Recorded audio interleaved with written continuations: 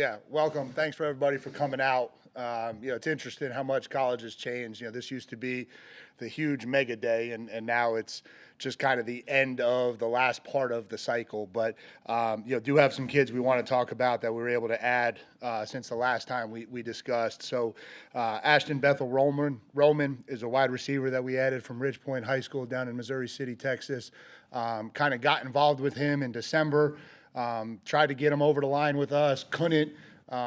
He opened himself back up through the December-January period. We were able to get back involved with him when he became back available. We're able to get him signed. Really excited about him. I think he's got good size. He's got a big catch radius. I think he's a dynamic playmaker with really elite speed. And so I think he's going to add something to our wide receiver room that we're really excited about. Robbie Bourdon is an offensive lineman from Collierville High School in Collierville, Tennessee. Obviously a kid that we were very familiar with, had committed to Coach Cushing and I back at Duke. Decided to postpone his signing in December. We were able to get him out in January for a visit and able to get that one over the line. I think he's an extremely athletic offensive lineman. He's a lacrosse player, has really good feet, has a really big frame, and I think he projects to be a really good offensive tackle for us, and so really excited about that. Terry Bussey, we're going to call him an athlete from Timpson High School in Timpson, Texas. I think, when you look at him on tape, he's an absolute elite athlete. He's a football, basketball, track kid. There's not a whole lot this kid can't do athletically. Has had about as productive a high school career as you could think about. Was Mr. Football in the state of Texas as a junior, was a state champion as a senior, plays quarterback, plays DB, gets the ball in his hands, and for us, he's going to come in his corner for sure, but will certainly have a role with the ball in his hands as a return game, as a guy that we can utilize as an offensive specialist some in certain situations, and so really excited for him. And then just to backtrack on one more, a kid that's in our program now but didn't sign by the last Wednesday was Tristan Jernigan. Tristan's a linebacker from Tupelo High School in Tupelo, Mississippi. He's a sideline-to-sideline linebacker. He's a really physical striker at contact, and he just has a really high energy presence about him, which you really like at the linebacker position. And he didn't sign till the Friday of the first period, and so we didn't have that one at the last press conference. But he's been with us working out, training, and so excited with him. Excited about some of the things that he's been able to do to this point. And then just big picture on the transfers, right? And so since the last time we got together, we've added 22 transfers to the program that'll be available this spring. Excited about adding pieces kind of at every position across the team. That was something, you guys had asked, are there certain target positions? And we just wanted to go out and find value really across the board, and I think we were able to do that. They're all here now working out and have been for the last few weeks. I think they've integrated really well into what we're trying to do, and certainly expect all of those guys to play a large role moving forward into the fall for us. And then just a couple people to kind of thank as you just kind of go through like what really happened. We got hired at the end of November. We got some people in here in the middle of December, and we really, through the Christmas time, had about 2-3 weeks to get all of this thing rolling. And right, so obviously hats off to our staff, our coaches, all of our assistant coaches, analysts, graduate assistants, the whole crew that had to dive right in to do all of this as fast as we did. You don't sign, we essentially have signed 25 kids since the middle of December if you count the transfers, right? And so that is a really large endeavor that we've kind of taken on to restructure and reshape this roster. And then specifically to Derek Miller, our general manager. I think him and his team in the scouting department have really done a really good job of identifying guys, locating guys, evaluating guys, streamlining the process so that we could be extremely efficient, because you don't have a lot of time to waste ever in the transfer portal or in the end of this high school recruiting period, and we've been really good there. And then a shout out to Kayla Hudson, our director of recruiting operations, and Kiana Jasper, our director of on-campus recruiting. And so Carly Stewart was with us. She got us through the original signing date, and then she decided she was going to get out of recruiting for a little while and kind of go into some other parts of her life, which we certainly appreciated and had a lot of respect for Carly from my time here last time, but Kayla and Kiana then had to step into that role and in the same kind of light, put together recruiting operations for, I think it's probably been 30-something official visits that we've had in the last month, if you're counting the transfers, right? And so, that's an enormous task that they've kind of undertaken, and I think we've done a really, really good job of getting the ball rolling in recruiting. And so, happy with what we've been able to do since the last time we got together in terms of building this roster to where we needed to be heading into spring. And so, from there, I'll kind of open it up to questions. Down front, Brent. How exciting is it to have a guy like Terry Bussey, who you mentioned using him in the return game, but could you also see him playing some receiver at some point? I guess you don't want to put too much on his plate too fast, but the idea that he could be going both ways for you. Yeah, both ways all the time I think is hard, but when you have a kid that's as dynamic of an athlete as he is, we've got to find ways for him to impact the football game. And I think that's kind of what we talked to him about through recruiting was, we're going to utilize you in ways that you can impact the football game. And obviously some of that will be in the return game. Some of that is in spot ways on offense. We anticipate it being in a large way on defense, and then kind of see where it goes from there as he grows. And I know you said this is going to be a Mike Elko defense, but I'm not sure we've asked you yet about Jay Bateman and Jordan Peterson. Of course, we're familiar with Jordan, but could you speak to those two additions? Yeah, for sure. Jay's a guy that I worked with for the first time back in 2004 at the University of Richmond. And so Jay and I have known each other for about 20 years. Really excited about getting him on board. I think he's got experience in the SEC, experience with the league. He's got a wealth of knowledge when it comes to defensive football. It's been really fun kind of collaborating and building what this defensive package is going to look like moving forward. And so, obviously I think there's a strong base and starting point of what we want it to be, but Jay's coached an awful lot of football at a really high level. And so certainly appreciate and add all of his input and value, and he'll take it over and run with it moving forward. And then, we were able to add Jordan Peterson, which it's always great when the most qualified person for a position is also an Aggie, right? And so Jordan's obviously got a ton of respect throughout the industry for not only the job he does as a recruiter, but also the job he does as a coach and an X's and O's guy. And, you go through a long process, and, you never want to just hire an alum for the sake of doing it. But when you can get a guy in here that this place is really special to, and he also is the most qualified guy, I think that's a phenomenal combination. To the left, Sam. Hey, Mike, two for you. First, with Terry Bussey, how much work did you guys have to put in to get him to the finish line? Because I understand he was committed, but when you guys got here, obviously the staff has changed over a lot. So I would imagine the relationships he established, a lot of them probably were with people who are no longer here. So how much effort did it take to kind of get that recruitment across the finish line?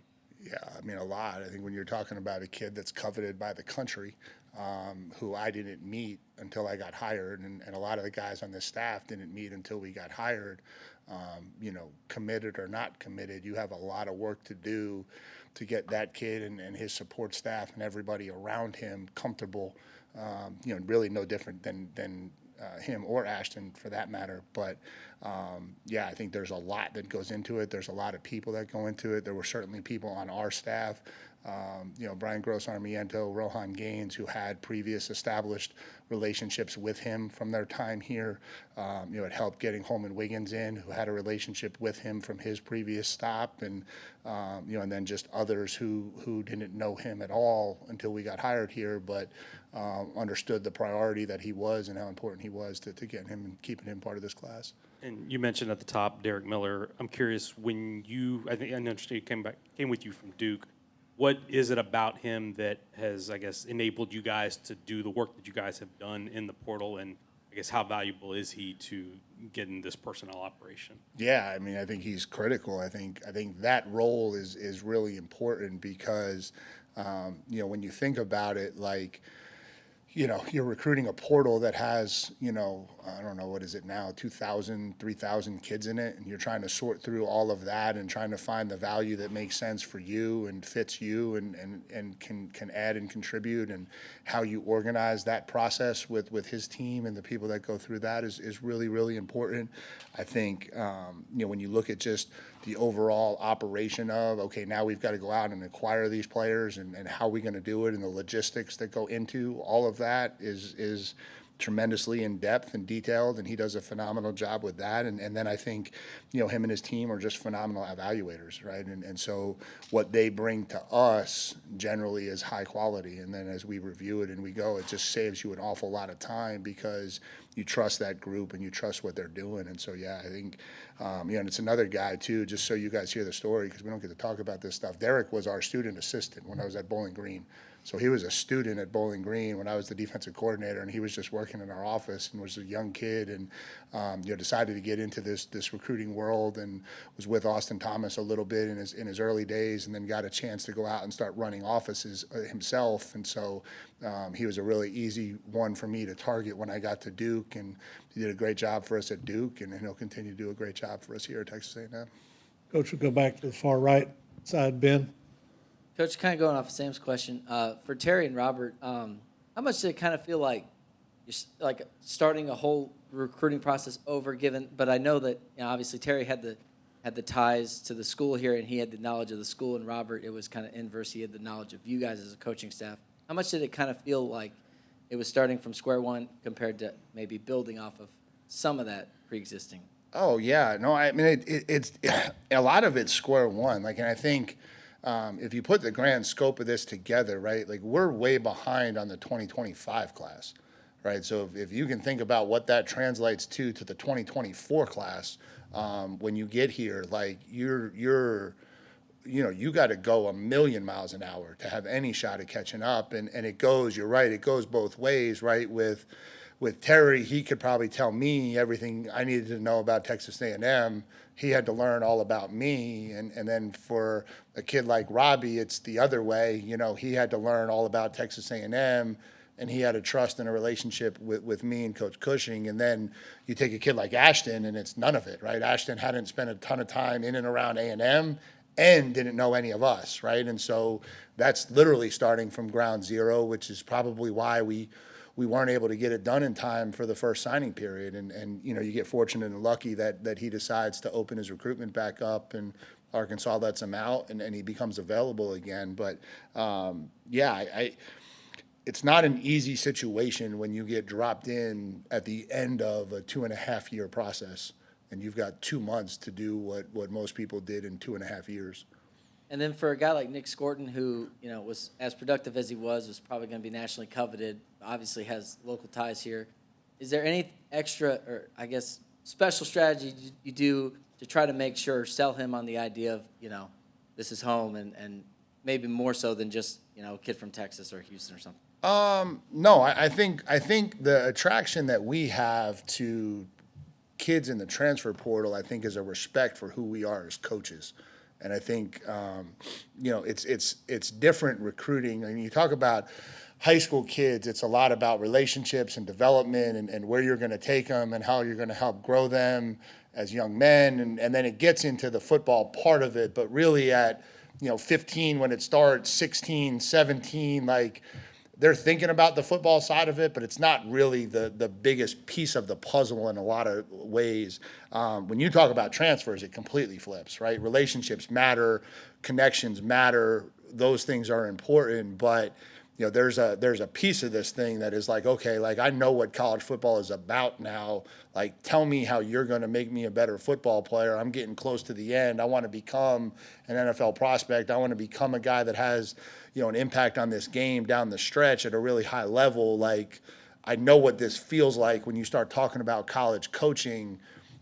How are you different? And so I think it's a much different approach in that regard. And so I think Nick and a lot of these guys gravitated to a group of coaches that coach at an elite level and have a really good understanding for how to get people developed and better in the game of football, right? And I think that is why we were able to have some of the success that we did in the transfer portal. Coach, we'll stay back behind the lights, the left side, Nicole. Hey, Coach, I know when we talked to you last, you're really fresh on the job in that signing day, but now looking at the full list of players after this signing day, do you feel kind of like a sense of relief knowing who's on there? Or I guess you said you're behind on 2025, so maybe not. No, so we got in, so we got in after the bowl game as a staff. I think we started in the office about December 30th. And on about January 2nd, we looked at a depth chart magnet board. And we had a lot of work to do to get where we wanted to go before spring ball. And, I think that portal period could have gone a lot of different ways for Texas A&M football. And so had you caught me at any point during that stretch, I don't know what look I would have had on my face, but it probably wouldn't have been a great one. I think where we sit now, we feel really good about where this roster is. I think we've been able to fill the roster. I think we've been able to kind of make up for what we talked about was a little bit of a smaller recruiting class that we added. We were able to go out and find an awful lot of value that we added across the board in a lot of different ways. And I think when you look at this football roster today, you feel as though we've got a team that can now go to work to kind of become what we think we're capable of becoming. Second row on the left, Mike. Building on that a little bit, how do you guys go about deciding what scholarships to use in the portal, what scholarships to use on the high school side with so little time to kind of figure that out? Yeah, I think if you look at what just happened, it's probably a little bit of an anomaly. I think, transition creates a lot of chaos, and that's just the nature of it. And so, when you get here, it's just you're trying to hold things together through transition as best you can. I think we did about as good as we possibly could have at that. And then you sign what you can without, extending on guys that you don't think make a ton of sense for you in the long term. And then inevitably that leaves you short if you, in my opinion, if you do it right. And so then you've got to go fill that. And I think that forces you probably to go a little bit larger into the transfer portal than you would ever want to. I hope that we never have a situation where on January 2nd I'm looking at the same type of depleted roster ever again in my life. But it was what it was this year, and so you have to address it. I think we're able to address it really well. And then when you've gone across the state and to CHSCA and stuff, what's the reception been like, and what have they asked from you, or what do they want from Texas A&M? Yeah, I don't know that they've asked. I think it's just more been me communicating on what we want to provide. I think, we're the flagship program in this state, right? And if we're one of those programs, there's a certain relationship that we need to have with the high schools in this state, right? And a part of that, and I've said this to all of these guys, a part of it is recruiting for sure, but a part of it is just being a resource for high school coaches in the state of Texas, right? And it's part of our obligation to pay it forward, everything that we've gotten, that we can go out and we can talk to high school coaches and talk about X's and O's and develop young coaches and bring coaches out here in the spring and have them see practice. And I just think that's part of being one of the premier programs in your own state. To me, that's what you have to do. And so that's been the message. I don't think it's necessarily been them asking of us. I just think it's been, this is what we believe Texas A&M football should be about moving forward. Second row on the right, Carter. Mike, I know you guys are far off from the fall, but how comfortable are you being over the 85 scholarship limit? And is that kind of the future of where things are going, since probably expect some spring departures? Yeah, I just think it's such a fluid roster situation nowadays. I think if you look, I think everyone anticipates somewhere between 8 to 12 departures post-spring ball. That just seems to be the natural lay of the world right now. And so, in an attempt to try to be at 85 when you need to be at 85, it's not the easiest thing in the world, right? And I think, every cycle has been different. I think last year the spring cycle wasn't as prominent with impact players at times. That could completely change this cycle. Who knows? Because this is all still new and fresh to everybody. But we certainly didn't want to go into a situation where post-spring ball we were having to fill an awful lot of spots, because I don't know that there's a lot of natural attrition that happens post-spring ball, right? That doesn't seem like a natural time for people to decide to switch rosters. I also want to ask about Tommy Moffitt and just the impact you've seen from him over this winter workouts, and have any newcomers maybe caught your eye? Yeah, I don't. The caught your eye question I always struggle with because I'm going to name two and then 20 people are going to be mad at me. So I'll politely decline that question for the rest of my time here. But the point of what is going on in there, I think Tommy Moffitt's having a huge impact on our program right now. And not only Tommy, I think we have an elite strength staff. I think top to bottom, what we are doing in that room right now is operating at a really, really high level for a group of guys that has not been together much. Some of them I think have some ties together to old times at LSU and to Tommy, but a group of 5 guys that has never really worked together to be in sync right now the way they are for our room to be operating and functioning at the level that it is right now. I think our kids all feel that. I think, they appreciate, like, it's becoming more and more about kids today feeling as though what they're doing is working and helping and improving them, right? That was always the model of the NFL, right? Was if you could help them get where they wanted to go, they would listen. If you couldn't, they wouldn't, right? And for a long time, college wasn't like that. It was just, we just listen to our coach because we have to. I think one of the things that has reshaped a little bit with all of the portal and all of this stuff is you have a little bit of that NFL feel where if kids feel like what they're doing is helping them grow, they're operating at a certain level and excited about it. If they don't, it's just kind of like, yeah, I'm not really into this. And so I think what you're getting is our kids and our energy around this building is at a really high level right now. And that's not to compare it to anything. It's just right now it's at a really high level, and I think that's good. 4th row on the left, Rob, then down front, Travis. Howdy, Coach.